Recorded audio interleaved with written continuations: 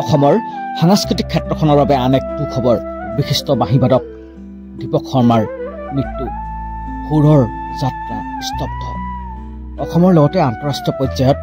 বাঁহীৰ সুৰেৰে দৰ্শকক মুগ্ধ কৰা বিশিষ্ট শিল্পী দীপক শৰ্মা আৰু নাই দীৰ্ঘদিন ধৰি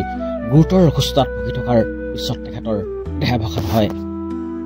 নলবাৰীৰ পানীগাঁৱত জন্মগ্ৰহণ কৰা এগৰাকী শিল্পী আছিল পণ্ডিত হৰিপ্ৰসাদ চৌৰাচিয়াৰ শিষ্য শাস্ত্ৰীয় সংগীতত স্নাতকোত্তৰ ডিগ্ৰী লাভ কৰা শৰ্মাই দেশ বিদেশত বহু অনুষ্ঠানত বাঁহীৰ যাদুকৰী সুৰেৰে অসমৰ নাম উজ্বলাইছিল তেখেতে কেৱল এজন বাঁহীবাদকেই নহয় এগৰাকী সংগীত পৰিচালক হিচাপেও অসমীয়া চলচ্চিত্ৰ জগতত অৱদান যোগাইছিল তেখেতৰ মৃত্যু অসমৰ সংগীত জগতৰ বাবে এক অপূৰণীয় ক্ষতি তেখেতৰ অমৰ সুৰে সদায় অনুৰাগীৰ মনত বাজি থাকিব